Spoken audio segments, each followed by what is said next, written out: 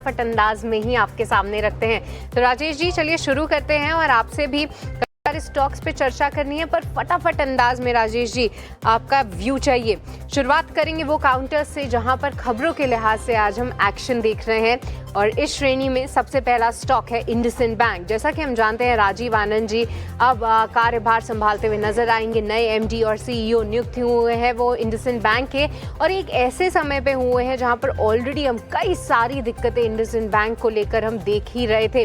Management change तो था ही, पर कई महीनों से हम देख रहे थे कि कोई भी एक नया नाम नहीं सामने आया था। और जी हाँ, बैंकिंग क्षेत्र में जब एक अपॉइंटमेंट होती है तो उसमें रेगुलेटरी अप्रूवल्स भी लगते हैं, और अब इन सभी के बाद जो है राजीव आनंद जी का नाम सामने आया है।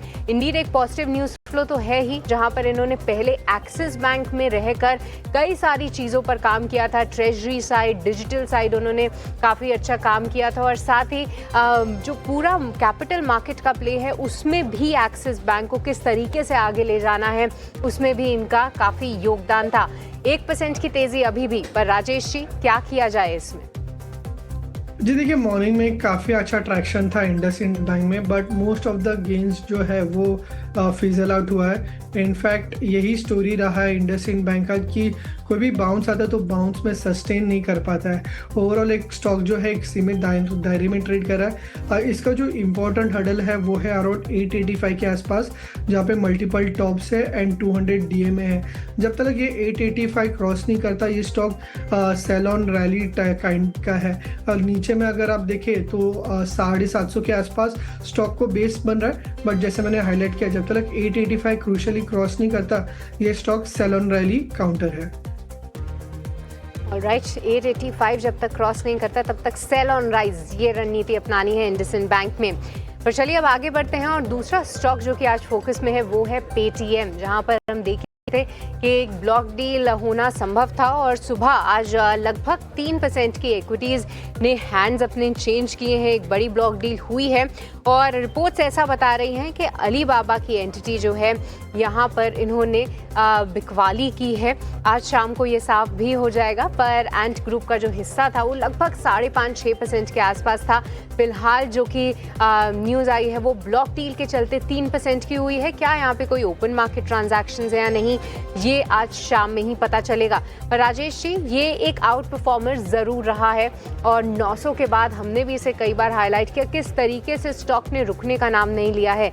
आज जो 2.5% की गिरावट है, क्या अच्छा मौका है एक एंट्री लेने का अगर किसी को मीडियम टू लॉन्ग टर्म का व्यू बनाना है, या फिर इतने रनअप के बाद थोड़ा सा बच के चले पेटीएम पर? तो डेफिनेटली आज खबरों के चलते कहीं ना कहीं वीकनेस देखने को मिल रहा है, एंड जनरली ऐसे न्यूज़ के बाद स्टॉक एक कंसोलिडेशन मोड में या कहीं ना कहीं एक शॉर्ट टर्म वीकनेस में चला जाता है। फिलहाल के लिए सलाह ये होगी कि थोड़ा सा वेट कीजिए, फर्दर कोई डिप आता है 1010 या 1020 के आसपास, तो वहाँ पे एक मल्टी ईयर ब्रेकआउट देखने को मिला था, तो 1020 के डिप में बाय कीजिए। ऑन द हाई साइड देखिए 1120 के आसपास मल्टीपल हडल्स देखने को मिला है 2 वीक से, तो वो एक रेजिस्टेंस है। तो सलाह ये होगी कि 1010 से 1020 के रेंज में पेटीएम बाय किया जा सकता है। राइट, तो ये राय पेटीएम पे निचले स्तरों पे बाय करना है, फिलहाल हड़बड़ी ना करें इस काउंटर पे राय आती हुई। पर चलिए अब आगे बढ़ते हैं और ढेर सारी अर्निंग्स आ रही हैं, और दूसरी कैटेगरी में कुछ एक स्टॉक्स आपके सामने रखते हैं जहां पर एक्शन भी है और अर्निंग की उम्मीद भी मार्केट लगा के चल रहा है। क्या है उम्मीदें, एक एक करके बात करते हैं। शुरू करेंगे भारती एयरटेल से।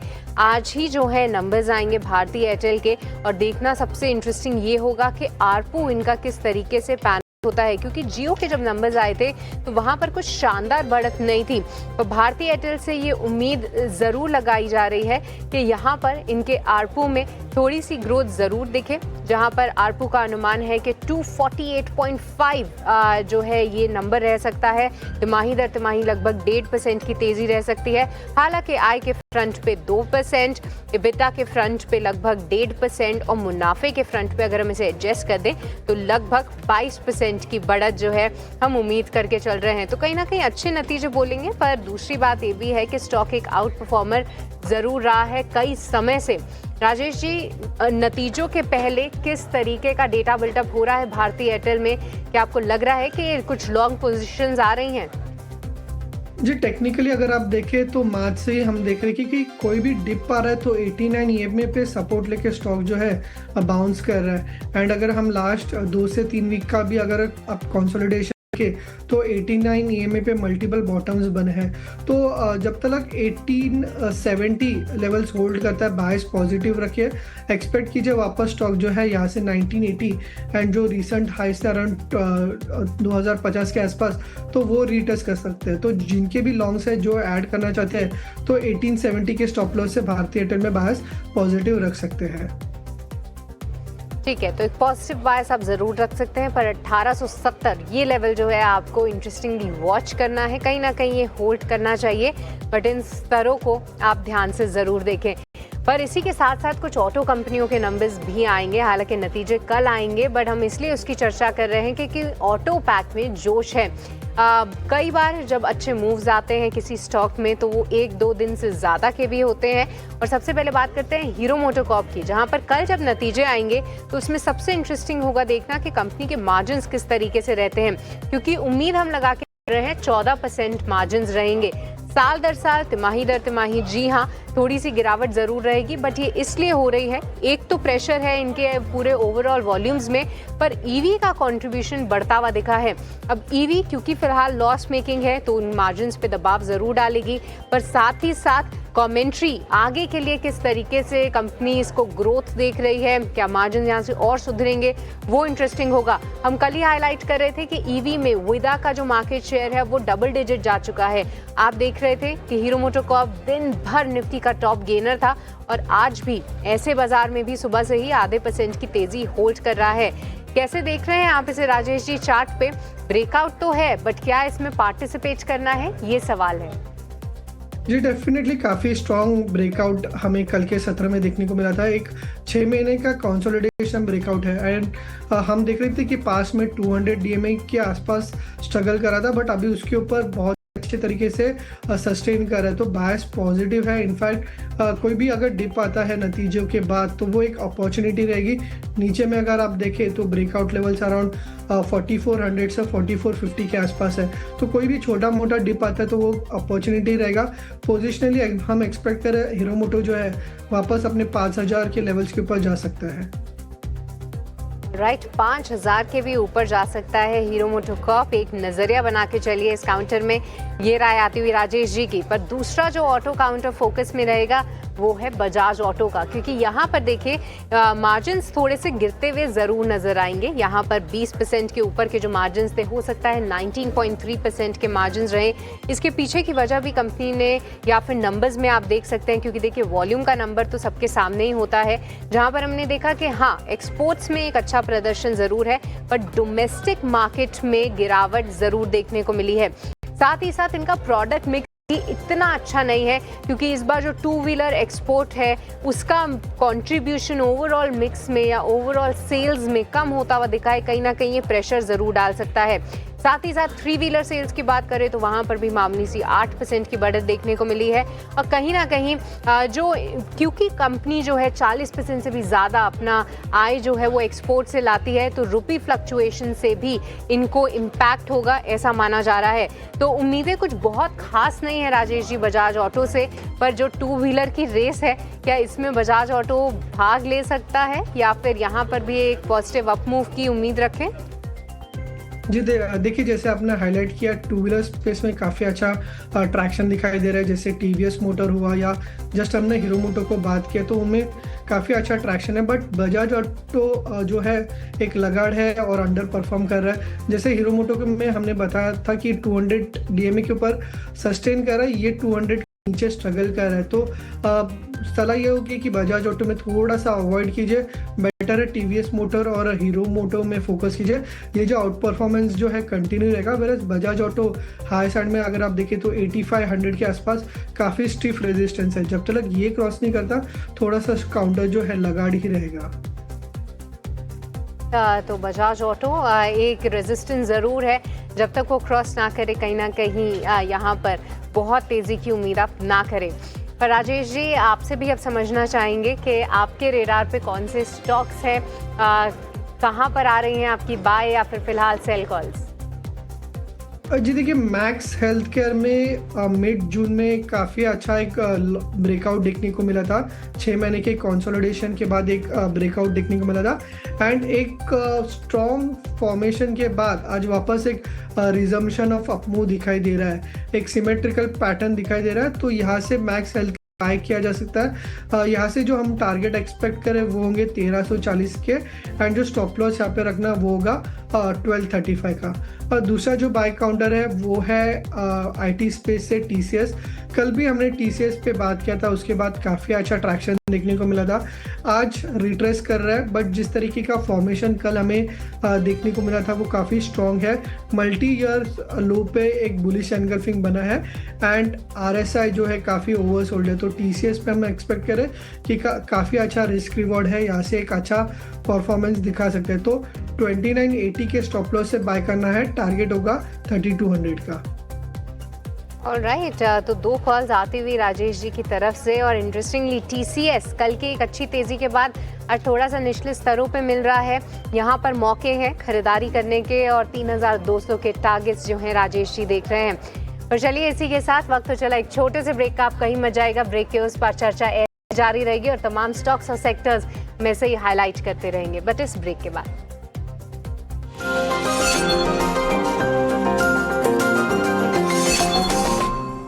बात कर रहे हैं जो कि फिलहाल एक्शन दिखा रहे हैं। ब्रेक से पहले हमने बात की कि क्या करना है आपको इंडसइंड बैंक में पेटीएम, जहां पर गिरावट जरूर है पर हाँ निचले स्तरों पे थोड़ी आप अपॉर्चुनिटीज ढूंढ सकते हैं खरीदारी के। साथ ही साथ कुछ आने वाले नतीजों में बजाज ऑटो, हीरो मोटोकॉर्प, इनके नतीजों में से पहले क्या कुछ डेटा बिल्डअप हो रहा है ये हमने समझा। जहां पर इन दोनों में कंपेयर करें तो हीरो मोटोकॉर्प ज्यादा बेहतर लग रहा है टेक्निकल फ्रंट पे। और जी हाँ, भारतीय एयरटेल भी मजबूत जरूर है पर निचले स्तरों पे 1870 एक इंपॉर्टेंट लेवल होगा देखने के लिए। साथ ही साथ राजेश जी ने अपने भी 2 कॉल्स दिए जहां पर टीसीएस और मैक्स हेल्थ केयर पर उन्होंने अपना नजरिया दिया। पर हो जाइए तैयार, क्योंकि अब जो है कुछ ऐसे सेक्टर्स पर हम बात करेंगे जिनमें काफी अच्छा एक्शन है। राजेश जी आपके पास फिर से लौटेंगे। देखिए, हमने ऑटो सेक्टर के कई सारे काउंटर्स पे बात की, बट इसके अलावा भी राजेश जी मारुति, आइशर जैसे काउंटर्स जो है एक अच्छा मूव दिखा रहे हैं। साथ ही साथ हम ये देखें कि इस बार नतीजे कैसे आए थे, तो सेल्स डेटा जो हैं दोनों के ही उम्मीद के मुताबिक थे, पर उसके बाद मैनेजमेंट की कमेंट्री में थोड़ा उत्साह ज़रूर था। अगर फेस्टिव सीजन सेल्स को लेकर हम देखें, अब ये सेक्टर को भी देखें तो कई समय के अंडर परफॉर्मेंस के बाद जो है थोड़ा सा उभरता हुआ नजर आ रहा है। राजेश जी, अब मुद्दा यही है कि मारुति और आइशर जैसे स्टॉक्स में पार्टिसिपेट करना है या यहाँ से भी और तेजी की उम्मीद करें, या फिर इस बाउंस को फिलहाल मार्केट मूड देखते हुए थोड़ा इग्नोर करना ही बेहतर होगा। देखिए, आइशर मोटर्स में डेफिनेटली एक अच्छा चार्ट स्ट्रक्चर बन रहा है। एक symmetrical triangle breakout already Eicher Motors में है, तो यहाँ पे बायस पॉजिटिव रख सकते हैं। जो रिसेंट स्विंग्स हाई अराउंड 5900 के, तो वो रिटेस्ट करते हुए देख सकते हैं। नीचे में अगर आप देखें तो 5480 एक काफ़ी अच्छा 89 EMA का बेस है, तो आइशर मोटर्स पे डेफिनेटली बायस पॉजिटिव चाहिए। दूसरा जो काउंटर है वो है मारुति जो है लास्ट 3-4 महीने से एक रेंज में ट्रेड कर रहा है। लास्ट वीक हमने देखा था कि कहीं ना कहीं एक पॉजिटिव ट्रैक्शन था, बट हाई लेवल्स पे सस्टेन नहीं कर पा रहा है। तो मारुति में अगर फ्रेश एंट्री करनी होगी तो थोड़ा सा वेट करना होगा। 12,800 ये की लेवल्स है, इसके ऊपर अगर मारुति सस्टेन करता है देन फिर एक अच्छा खासा लेग देखने को मिल सकता है टुवर्ड्स 13,500। बट जब तक 12,800 क्रॉस नहीं करता तो थोड़ा वेट एंड वॉच मारुति में रखना पड़ेगा। ऑलराइट, तो थोड़ा सा आप वेट एंड वॉच रखें मारुति सुजुकी के लिए। हालांकि आइशर मोटर्स का चार्ट जो है थोड़ा सा ज़्यादा बेहतर दिख रहा है, पर आज जो है फार्मा की सेहत बिगड़ती हुई ज़रूर नज़र आ रही है। देखिए, जहां पर डोनाल्ड ट्रंप की कमेंट्री तो आ ही रही है कि भारत पर और भी ज़्यादा सैंक्शंस लग सकते हैं।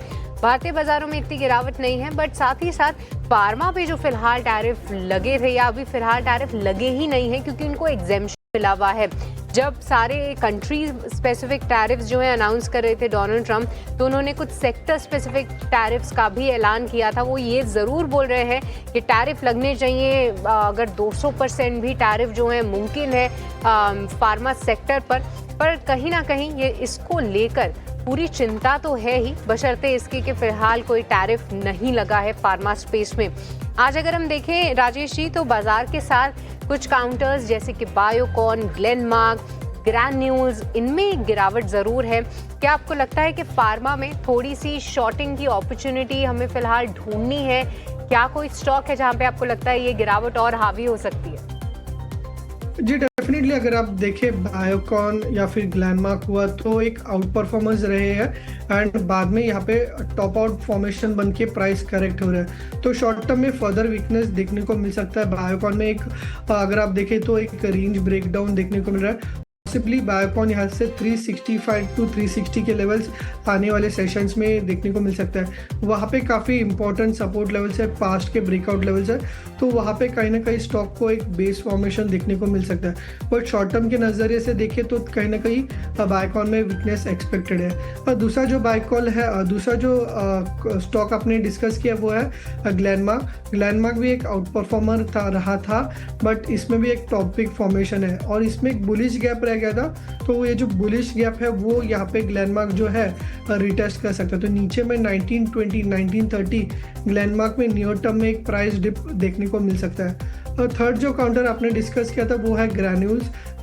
एज कम्पेयर टू बायोकॉन और ग्लैनमार्क, ग्रैन्यूल्स डेफिनेटली एक अंडर परफॉर्मर है, बिल्कुल भी पार्टिसिपेट नहीं किया है एंड यहाँ से फर्दर वीकनेस एक्सपेक्टेड है। पॉसिबली स्टॉक जो है इसके जो प्रीवियस स्विंग हाई है, स्विंग लो है 430 के, तो वो रिटेस्ट कर सकते हैं। तो जैसे हाईलाइट किया, शॉर्ट टर्म में तीनों जो काउंटर्स है शॉर्ट टर्म में वीकनेस दिखाई दे रहे हैं। ऑलराइट, तो वीकनेस ज़रूर दिखाई दे रही है। और जी हाँ, ग्रैन्यूल्स इंडिया कुछ नतीजे भी खास नहीं आए थे और कहीं ना कहीं एक अंडर परफॉर्मर भी रहा है। पर आज के बाज़ार में राजेश जी देखें तो कहीं ना कहीं कुछ स्टॉक्स अच्छा प्रदर्शन कर ही रहे हैं। टाइटन, एक बार आप उस पर राय अगर दे पाएँ तो 2.5% की तेज़ी और निफ्टी का टॉप गेनर बना हुआ है। हालांकि टाइटन के लिए एक ट्रिगर ये भी है कि सोने में एक बार फिर से उछाल आती हुई दिख रही है और हाल फिलहाल जो मैनेजमेंट की कमेंट्री थी उसमें उन्होंने उत्साह ही दिखाया है कि फेस्टिव सीजन सेल्स को लेकर वो काफ़ी एक्साइटेड है। मैरिज सीजन एक बड़ा मैरिज सीजन देखने को मिलेगा जिसका फ़ायदा होगा। बट एकाएक ये जो उछाल हम देख रहे हैं, क्या मायने लगाएं इसके? क्योंकि बात तो ये भी है कि कई समय के अंडर परफॉर्मेंस के बाद अब ये एक अच्छा मूव दिखा रहा है, बट किस तरीके से देखें इसे? जी डेफिनेटली एक अंडर परफॉर्मर रहा है, बट में से ही हम देख रहे कि कोई भी जो डिप आ रहा है टाइटन में तो वो 200 DMA पे होल्ड कर रहा है एंड वहाँ से बाउंस बैक कर रहा है। अगर ये वाला मूव भी अगर आप देखें तो एग्जैक्टली 200 DMA से बाउंस कर रहा है। जिस तरीके का फॉर्मेशन है, एक्सपेक्टेशन है कि ये जो बाउंस है वो एक्सटेंड हो सकता है। पॉसिबली 35-80 का फर्दर अपसाइड देखने को मिल सकता है, जहाँ पे एक स्ट्रॉन्ग बेरिश गैप रह चुका है। तो 35-80 न्यू टर्म में एक अपसाइड एक्सपेक्ट कर सकते हैं। नीचे में अगर आप देखें तो जैसे हाईलाइट किया 200 DMA 3350 के आसपास आ रहा है, तो वो एक स्ट्रॉन्ग सपोर्ट रहेगा टाइटन के लिए। ऑलराइट, तो ये रहा टाइटन पे आपके लिए व्यू। पर इसी के साथ इस शो को यहीं पे समाप्त करने का वक्त चला है। राजेश जी, हम आपका बहुत बहुत शुक्रिया करना चाहेंगे, आज आपने समय निकाला, तमाम स्टॉक्स और सेक्टर्स पर भी हमसे चर्चा की। पर इसी के साथ हमें भी दीजिए इजाज़त, पर आप कहीं मत जाएगा क्योंकि ब्रेक के उस पार मार्केट से जुड़ा पूरा एक्शन ऐसे ही बरकरार रहेगा ET Now स्वदेश पे। और अगला शो है क्लोजिंग कॉल।